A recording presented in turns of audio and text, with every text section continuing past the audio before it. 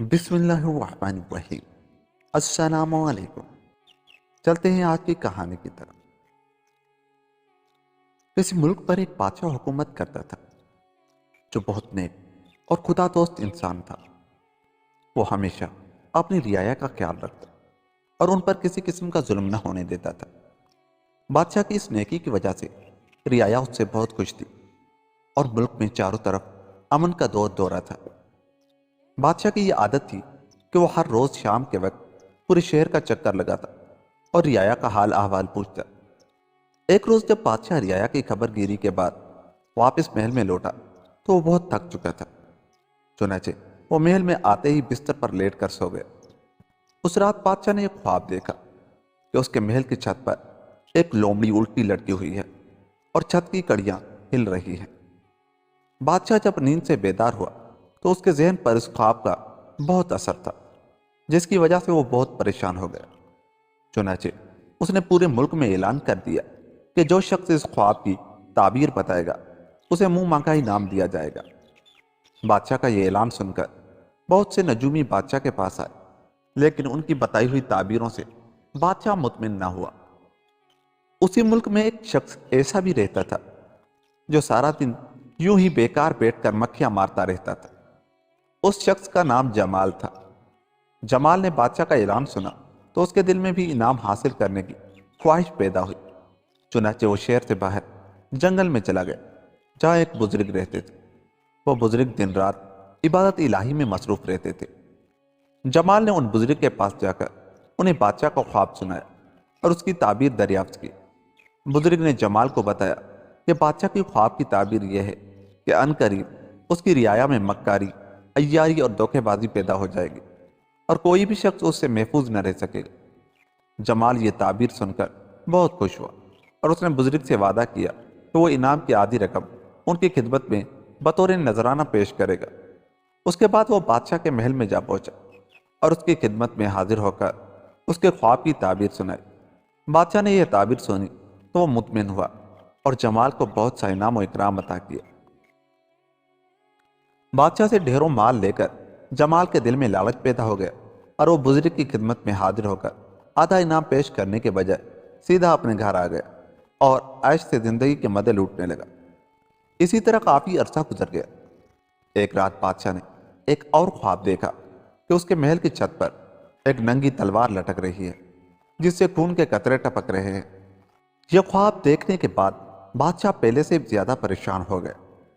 چنانچہ اس نے فوراً جمال کو اپنے محل میں طلب کیا اور اس سے خواب کی تعبیر دریافت کی۔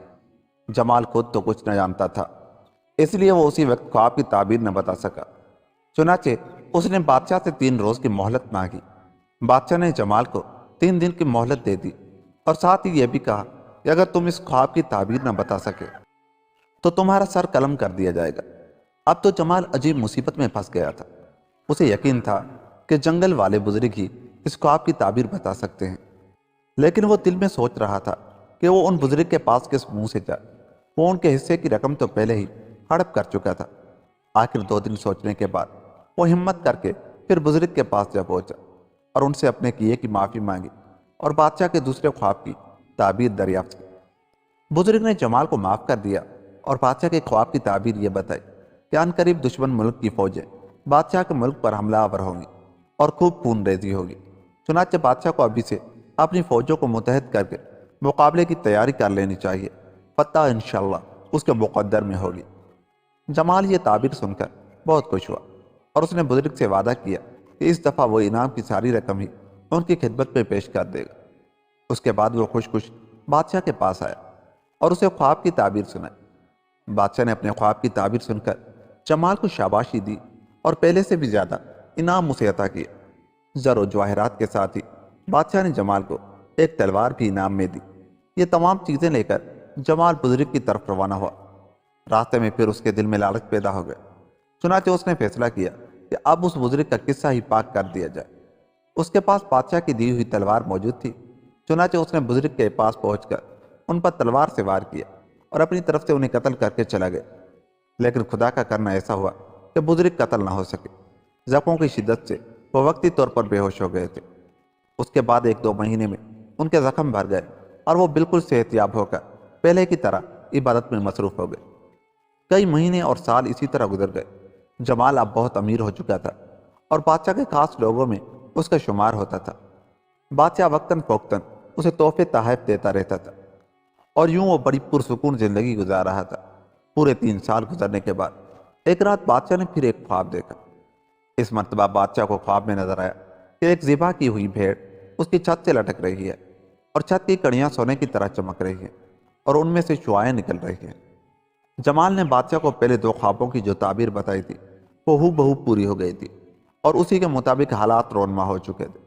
اس کی رعایا میں حد سے زیادہ چالاکی اور مکاری پیدا ہو گئی تھی، لیکن بادشاہ نے حسن تدبیر کی بدولت انہیں راہ راست پر ڈال دیا تھا۔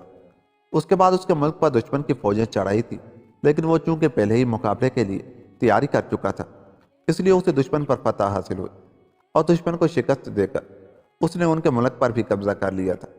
اب اس کے ملک کی حدیں بہت وسیع ہو گئی تھی اور یہ خوشحالی اور امن و سکون سے زندگی بسر کر رہی تھی۔ بادشاہ جمال سے بہت خوش تھا کیونکہ اس کی بتائی ہوئی تدبیریں بالکل سچی نکلی تھی۔ چنانچہ بادشاہ نے جب تیسرا خواب دیکھا تو پھر جمال کو طلب کیا اور اپنے خواب کی تعبیر پوچھی۔ اب تو جمال بہت ہی پریشان ہوا۔ جن بزرگ نے اسے پہلے خوابوں کی تعبیر بتائی تھی انہیں وہ اپنے ہاتھ سے قتل کر چکا تھا۔ چنانچہ اس نے بادشاہ سے پھر 3 دن کی مہلت مانگی اور گھر آ کر اپنے کمرے میں بند ہو کر بیٹھ گیا۔ اس کی سمجھ میں کچھ نہ آ رہا تھا کہ اب وہ کیا کرے۔ آخر وہ تنگ آ کر گھر سے باہر نکلا اور اسی جنگل کی طرف روانہ ہو گیا، شاید کوئی اور بزرگ مل جائے اور اس کی مشکل آسان کر دے۔ جمال پریشان حالت میں جنگل کی طرف جا رہا تھا کہ اچانک اسے اپنے سامنے وہی بزرگ نظر آئے جنہیں وہ اپنی دانست میں قتل کر چکا تھا۔ بزرگ کو اپنے سامنے زندہ سلامت دیکھ کر جمال حیران رہ گیا۔ اس وقت اس کی یہ حالت تھی کہ زمین پھٹ جائے اور وہ اس میں سما جائے۔ وہ شرم سے پسینہ پسینہ ہو رہا تھا، چنانچہ اس نے ندامت سے اپنا منہ چھپا لیا۔ بزرگ کا سامنا کرنے کی اس میں ہمت نہ تھی۔ کافی دیر تک جمال کی یہی حالت رہی کہ بزرگ کی یہ آواز اس کے کان میں پڑی، بیٹا میرے قریب تو آؤ، تم کچھ پریشان دکھائی دے رہے ہو۔ بزرگ کے ان الفاظ نے جمال کی ہمت بندھائی اور وہ دوڑ کر ان کے پاؤں پر گر پڑا اور روتے ہوئے ان سے اپنی حرکتوں کی معافی مانگی۔ بزرگ نے جمال کو ہاتھ سے پکڑ کر اٹھایا اور اپنے سینے سے لگا لیا اور اس سے آنے کا مقصد دریافت کیا۔ جمال نے بزرگ کو بادشاہ کا خواب سنایا اور بتایا کہ آپ کی بتائی ہوئی تعبیروں نے مجھے بادشاہ کی نظر میں بہت بڑا مقام عطا کیا ہے۔ میں کچھ بھی نہیں تھا، لیکن آپ کی بدولت مجھے اتنا بڑا رتبہ ملا۔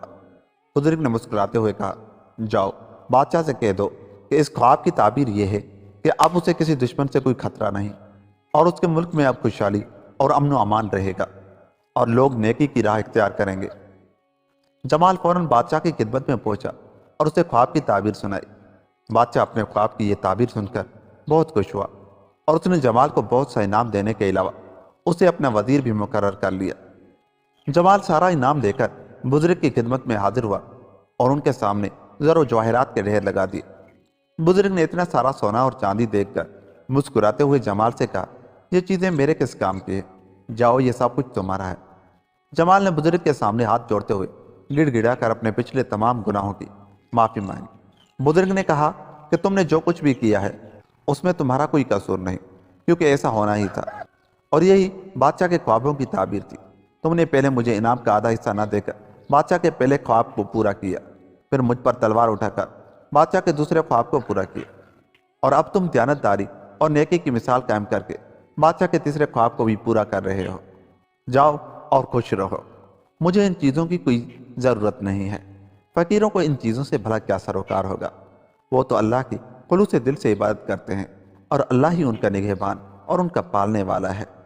بزرگ نے یہ کہا اور پھر عبادت میں مشغول ہو گیا اور جمال اپنے گھر آ گیا اور ہنسی خوشی زندگی بسر کرنے لگا۔ یوں یہ کہانی بھی ختم ہوئی۔ دوستو، اگر آپ کو ہماری یہ کہانی اچھی لگی تو جاتے ہوئے ہمارے چینل کو سبسکرائب کر لیں۔ ملتے ہیں کسی ایسی ہی کہانی کے ساتھ، تب تک اپنا بہت سا خیال رکھیے گا۔